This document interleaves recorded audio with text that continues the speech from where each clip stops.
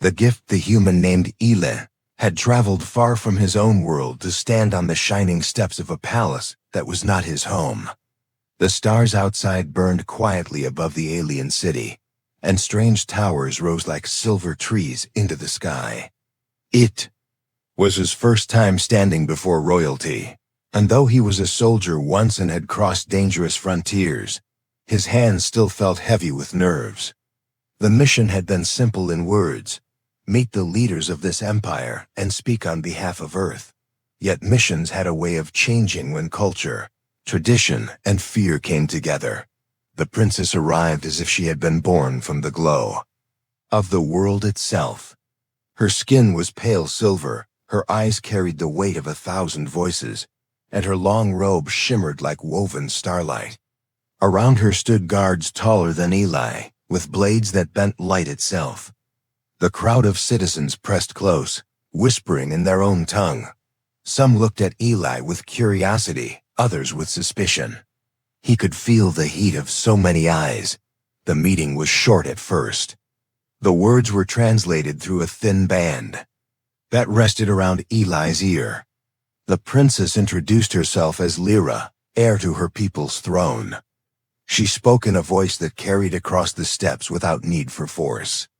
Her people had fought long wars, and now they reached out to the stars for allies. Eli understood this much. He had been chosen not for his name, but for his courage and past missions where he had saved his crew from certain death. He was meant to stand as proof that humans could be trusted. Lyra stepped closer. In her hands she held something small, a crystal sphere no larger than a fruit, glowing faintly with blue fire. She said it was a gift for the visitor, a token of respect and unity. Eli, raised in the custom of shaking hands and accepting what was offered, did not hesitate. He smiled, reached out, and took the sphere with both hands. The crowd gasped. The sound rolled like a storm across the square. The guards stiffened, their spears lowering slightly, their eyes widening. Lyra herself froze, her silver lashes flickering, as if she could not believe what she had just witnessed. Eli blinked, confused.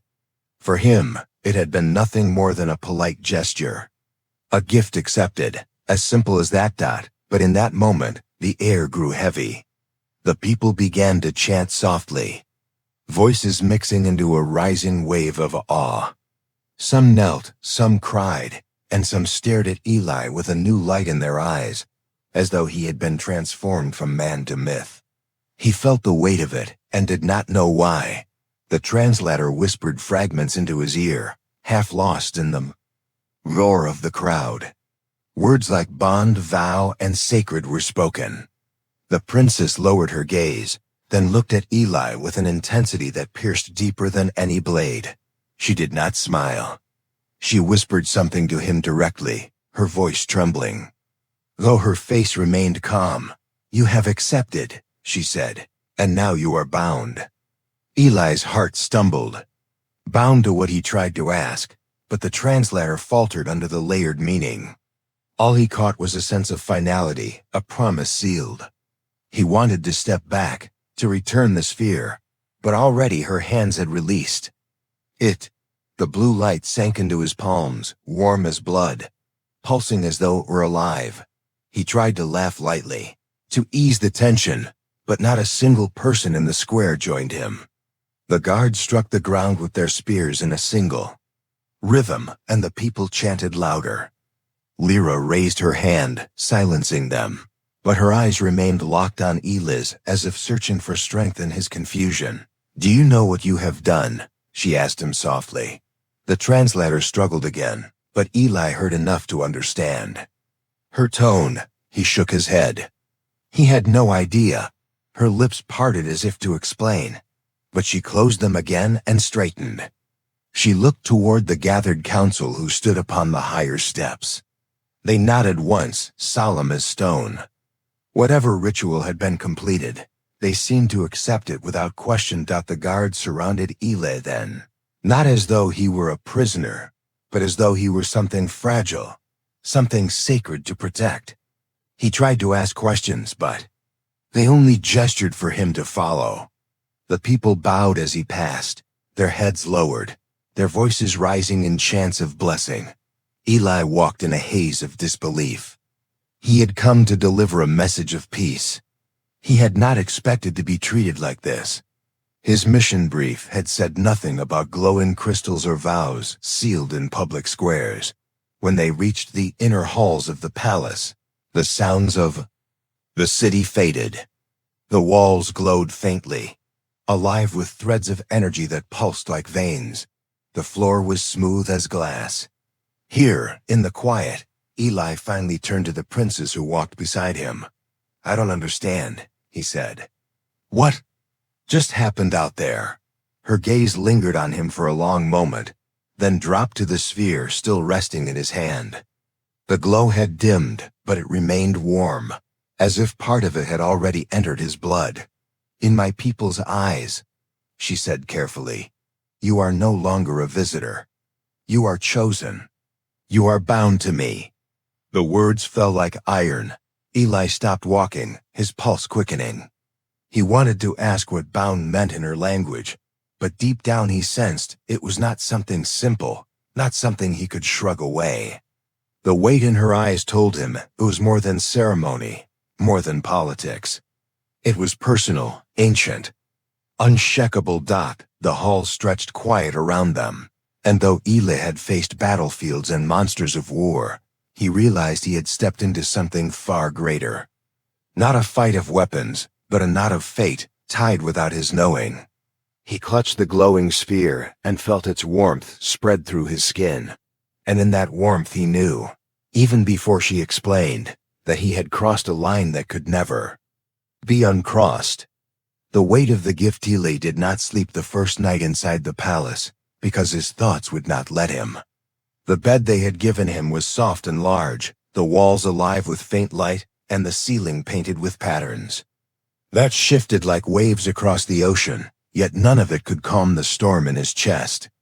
He kept staring at the small crystal sphere that lay upon the table beside him, its glow softer now, but never gone. Whenever he closed his eyes, he swore he could feel it pulsing in rhythm with his own heart, and that frightened him more than the chants of the alien crowd outside. He turned on the bed again and again, whispering to himself that he had done nothing more than accept a gift. Yet the princess's words returned each time with sharper edges. "You are bound to me." Morning did not come with the sun as it did on Earth. Instead, the entire city brightened slowly as if the sky itself was waking, colors rippling across the clouds in shades of violet and silver. From the high balcony, Eli looked out and saw crowds gathered below once again. They were not restless but expectant, as though they waited for him to appear. Some held flowers that glowed faintly, some carried banners with strange symbols, and many were kneeling with their heads bowed. He felt his chest tighten. They were not treating him like a visitor anymore. They were treating him like something holy, and he did not know how to escape it. When the guards came for him, they were careful and respectful. They spoke little, only gestured for him to follow through the glowing halls. He was led into a vast chamber where the council waited, a ring of elders in long robes that shimmered like liquid metal. At the center stood Princess Lyra. Her eyes found his at once, and for a moment, the rest of the chamber vanished in that single gaze. She looked steady and calm, but Eli thought he could see the faintest shadow of worry in her face. The elders began to speak, their voices slow and heavy, the translator in his ear struggling to keep up with the weight of meaning.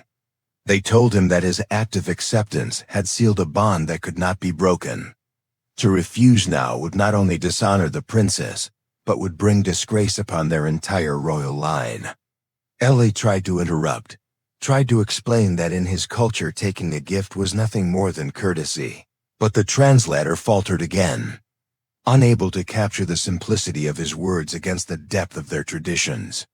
The elders only shook their heads as though his protest was nothing but nerves. When the chamber emptied and only Lyra remained with him, he finally spoke plainly, his voice sharp with the strain of confusion. He asked her to tell him directly what it meant. without the layers of ritual and formality. She was silent for a long moment, her silver hands folded before her. Then she stepped closer and spoke so quietly the translator did not need to struggle. She told him that her people were dying, not from war now, but from within, because their bloodlines had grown too thin and too weak after centuries of conflict. Very few children were born, and even fewer survived. The council had searched for answers, and they found them in the new species that had begun to travel the stars. Humans. Eli felt his breath freeze. She told him that her people believed humans carried resilience unlike any other, that their spirit could endure where others broke, and that their bodies were strong enough to awaken the fading blood of her line. When she had offered him the crystal, she had been offering more than a token. She had been offering her life and her future, a bond of unity that would tie him to her, not only in name but in blood. And by taking it, he had agreed. He stood there, stunned, the words too large to hold at once. Breed was the word that the translator whispered at the edge of his hearing, blunt and raw. He wanted to argue, to say it was madness, to demand they release him, but the way she looked at him stopped the words in his throat. Lyra was not gloating, nor was she forcing him. Her eyes were soft with pain, with a kind of vulnerability he had not expected from someone raised to command. She told him she had chosen him not only for his strength, but because she had watched him when he first arrived, seen the way he treated the smallest of her people with kindness, how he listened even when no one else did. She said he reminded her of what her people had once been before war hollowed them. For a long time Eli said nothing. He could not move from the weight pressing down on his chest. He had been a soldier, a rescuer, a survivor, but never had he been asked to carry the future of a world on his shoulders. He thought of Earth, of the mission, of the simple orders he had been given, and he realized nothing about this had been simple. He had crossed into something no training could prepare him for. Days passed with little rest. Wherever he walked in the city, the people watched him. Some bowed, some whispered, some even reached out their hands as though his touch could heal. He began to notice a shadow in the crowd as well, figures who did not look with awe but with anger. Not everyone wanted him here. Whispers grew of factions that despised the thought of a human bloodline mixing with their own.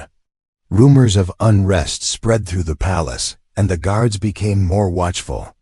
Once at night he heard an explosion in the far district, and the next morning the council said it was nothing, only an accident, but he saw the fear in their eyes. Lyra stayed close to him during those days, guiding him through her world, explaining customs, showing him the ancient halls where her ancestors were remembered. Sometimes her voice carried pride, but often it carried sadness, as though every memory weighed her down. She told him she did not want to trap him, that if he chose to walk away, she would not stop him, but her people would never forgive such a break. She said it quietly, almost pleading, as though part of her already feared he would leave. Eli found himself torn between fear and empathy. He had not asked for this bond, yet he could not look into her eyes without feeling the depth of her loneliness, the centuries of despair she carried. He wanted to tell her no, to return to his ship and to Earth, but each time the words came close, he found them turning to ash in his mouth. On the seventh day, the shadow finally stepped out of hiding.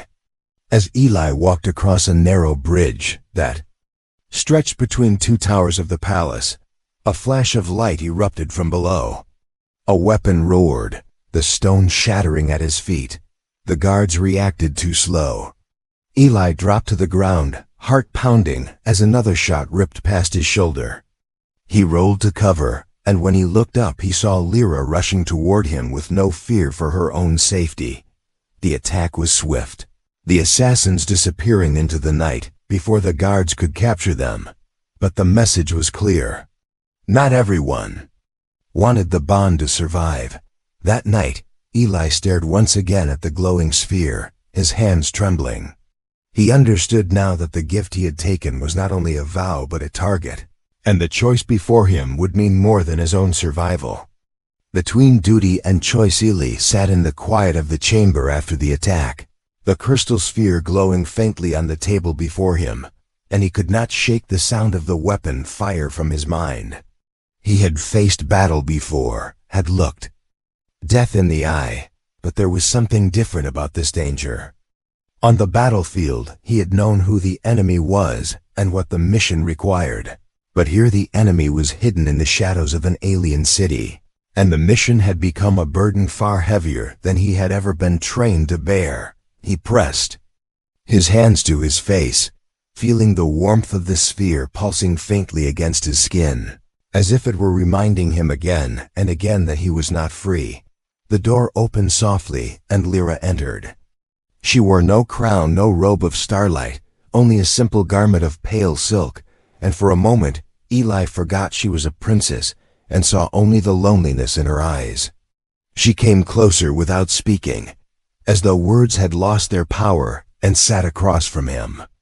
The silence between them stretched, filled with everything unspoken, until she finally lowered her gaze to the sphere and whispered that the assassins would not stop. Some believed the bond was sacred, others believed it was betrayal, but none would rest until the question of his place among her people was settled. Eli asked her if she regretted choosing him, his voice rough with exhaustion. She lifted her head and looked at him, and in her silver eyes there was no doubt. She said she did not regret it, for she had seen something in him that she had not seen in anyone else, even among her own kind.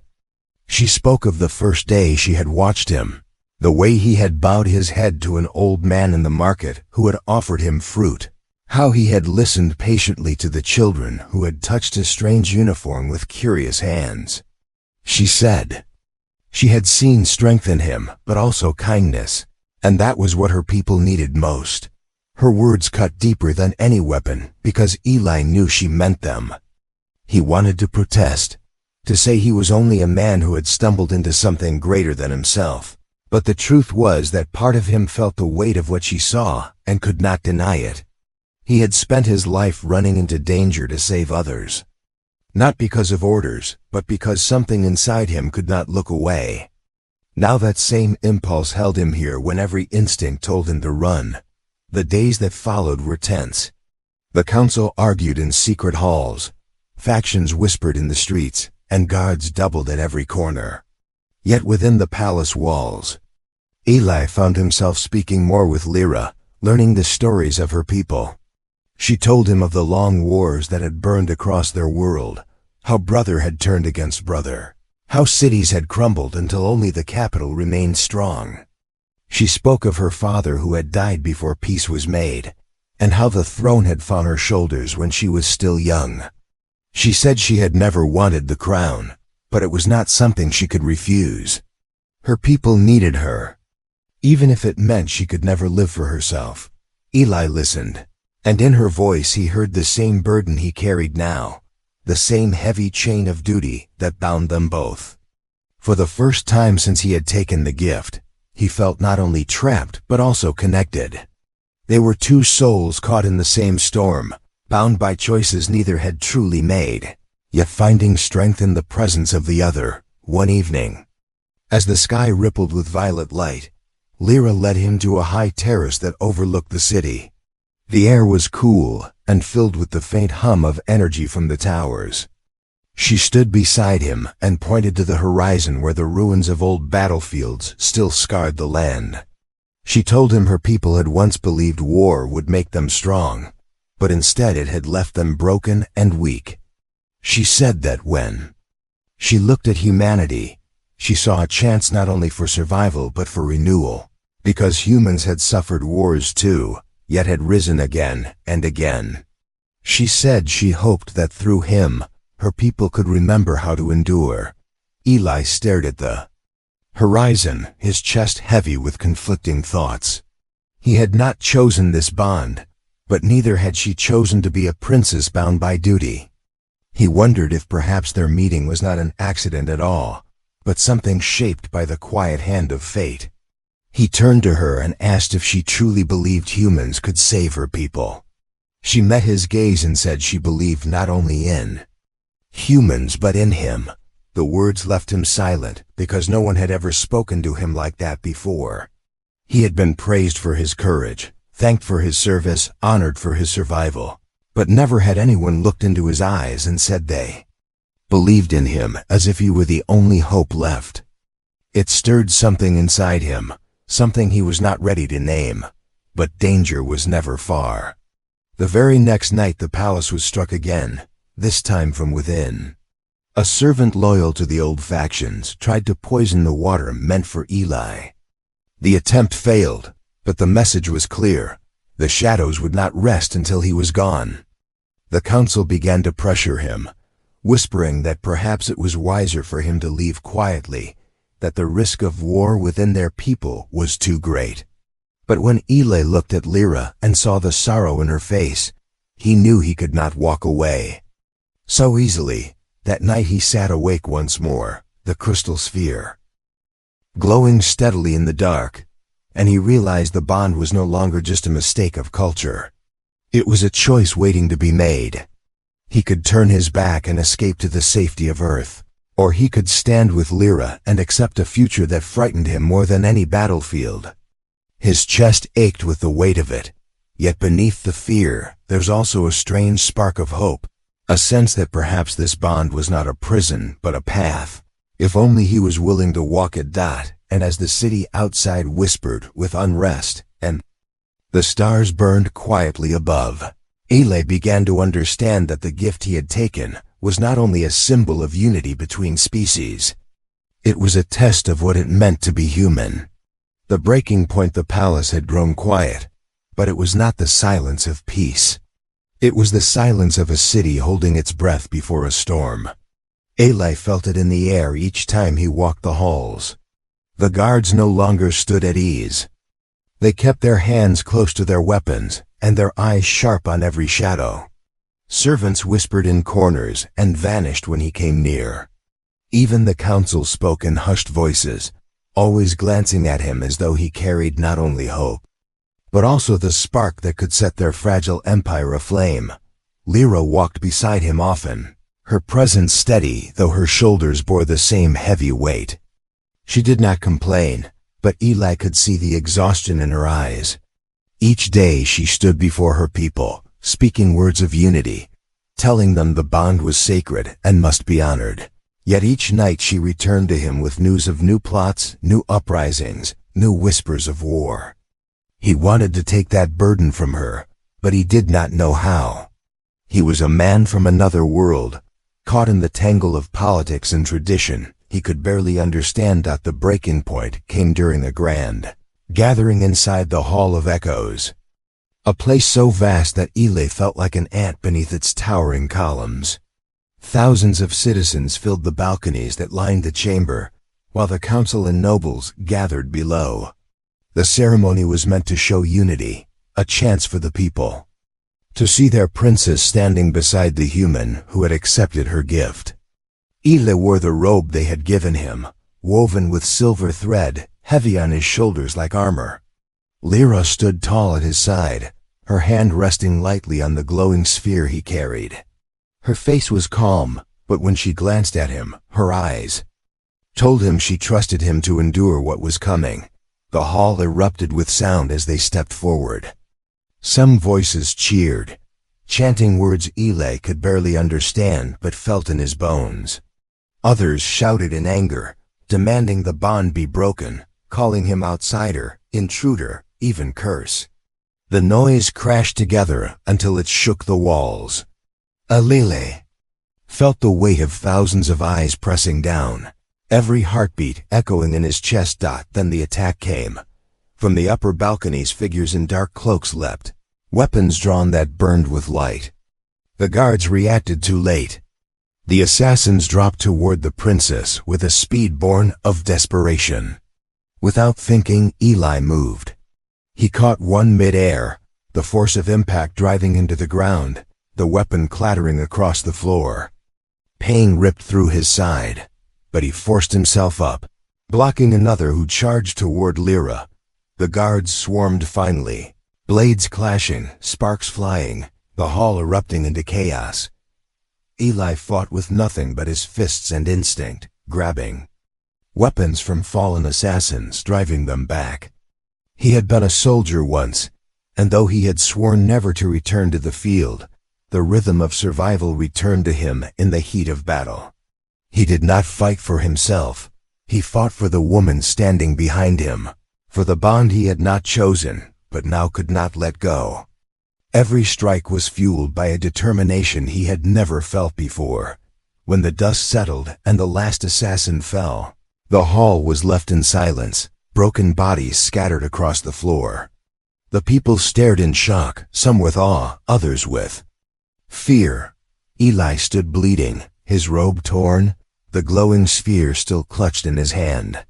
Lyra stepped to his side and laid her hand upon his arm, her voice ringing through the chamber as she declared that the human had defended not only her, but all of them, that his courage proved the bond was true.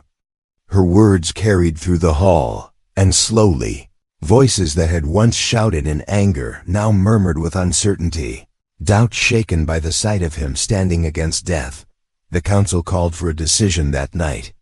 They said the empire could not remain divided, that Eli must declare his choice openly before all. Either he would accept his bond with the princess fully and become part of her bloodline, or he would step away and return to Earth, ending the alliance forever. The words echoed in his ears long after the council dismissed him, alone with Lyra in the quiet of her chamber. Ayla felt the weight of the choice pressing down harder than any weapon. She stood by the window, the silver light of the city glowing across her face, and when she turned to him, there was no command in her eyes, only sorrow. She told him that if he chose to leave, she would not stop him. She said she would bear the shame alone, even if it broke her heart, because she did not want a bond built only on duty. She wanted a bond chosen freely. Eli stared at her, torn between the life he had known and the life that waited before him. He thought of Earth, of home, of the mission that had brought him here. He thought of the council, of the people who looked at him with both hope and hatred. He thought of the assassins who would not rest until he was gone. But most of all he thought of Lyra, of the way she had carried her burden with quiet strength, of the way she had looked at him with belief, when he had not even believed in himself. He realized then that the gift he had taken was never about politics or duty alone. It was about trust. She had trusted him when no one else had, and he could not betray that. When he finally spoke, his voice was low but steady. He told her that he would not leave, that he had never walked away from those who needed him before, and he would not start now. He said he accepted the bond, not because he was forced, but because he believed in her and in the future they could build together. Her eyes filled with tears, though her face remained strong. She stepped closer, laying her hand over his, and, for the first time since he had arrived, Ayla felt the weight of the gift not as a chain, but as a promise. Outside the chamber, the city stirred with unrest, and shadows still plotted in the dark. But in that moment, in the quiet where two hearts met, a new path had been chosen. The choice fulfilled. The city did not sleep the night. Eli gave his answer. The news spread through the palace, first like fire catching dry grass, then through the streets until every home echoed with it. The human had accepted the bond. The outsider had chosen to stand with the princess. For some, it was a cry of triumph, proof that destiny had blessed their people. For others, it was betrayal made flesh, a wound that could never heal. The voices of hope and anger clashed in the alleys, on the bridges, in the markets, and the air grew heavy with the sound of a world divided. Eli felt the storm even from within the palace walls. He stood at the balcony beside Lyra and watched the glow of the city, saw torches moving in the streets, heard chants that carried both his name in praise and in curses. He knew there was no turning back now. The decision he had made was not just for himself or even for her. It was for all of them, for a people who stood on the edge of survival and ruin. He had stepped into their future, and whatever came of it, his path was bound to theirs.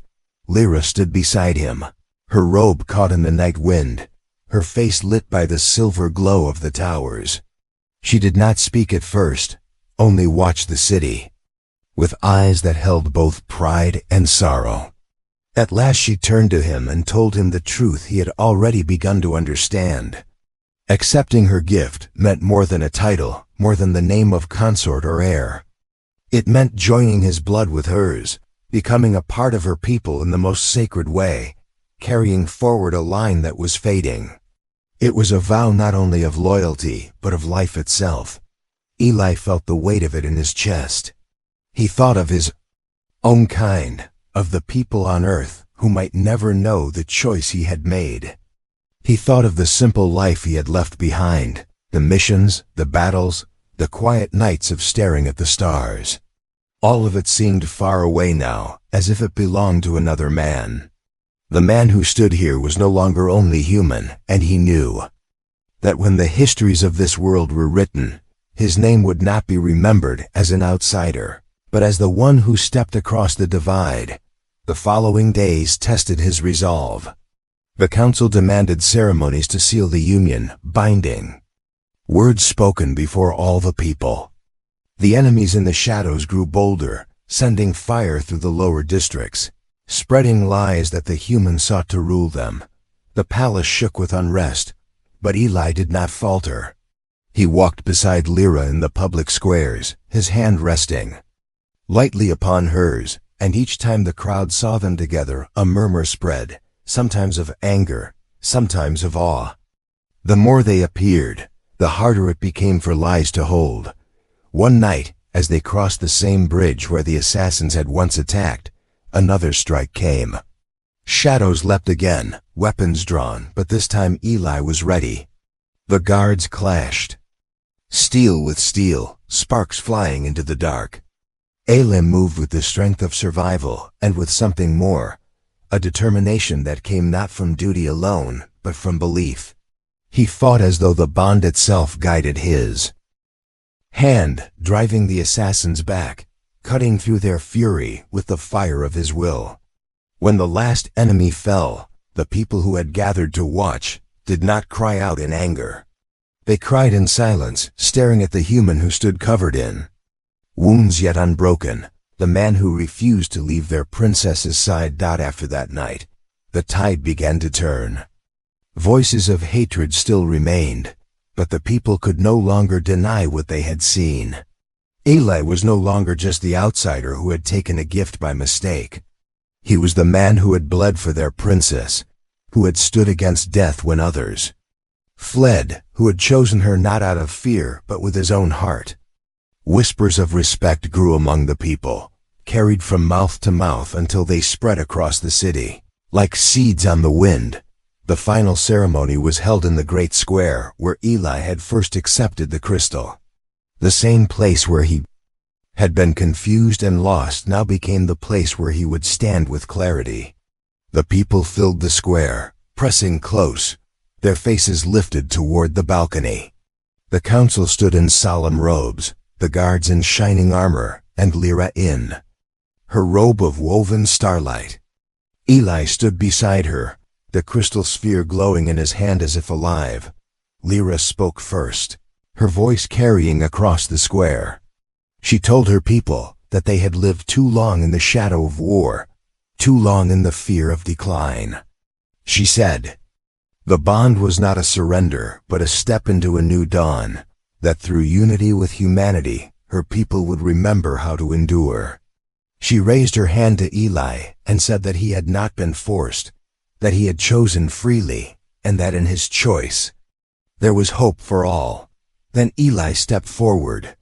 His words were simple, translated for all to hear, but they carried the truth of his heart. He told them that he had come as a stranger, unsure of their ways, and that he had made mistakes. He said he had not understood the gift he had taken, but he had come to understand what it meant. He said he was only human, but being human meant standing when others fell, choosing connection over fear, and enduring not alone but together. He told them he chose Lyra, not only for her crown, but for her courage and for the belief she carried, even when the world was against her. Silence followed, deep and heavy, until one voice cried out from the crowd, then another, and soon the square was filled not with curses but with cheers. The sound rose like thunder, rolling across the city, shaking the towers, filling the sky. For the first time since Ely had taken the gift, the voices of doubt were drowned by the voices of hope. That night, as the city glowed with light and music, Eli stood once more on the balcony with Lyra. The storm had not ended forever, for there would always be those who opposed change, but the path forward had been chosen.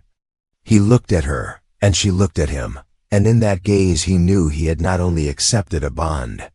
He had accepted a life, a people, and a future. The crystal pulsed in his hand, no longer strange, no longer heavy, but warm as the beating of a heart. He closed his fingers around it and felt its light spread through him. And in that moment, he understood that the gift had never been a mistake.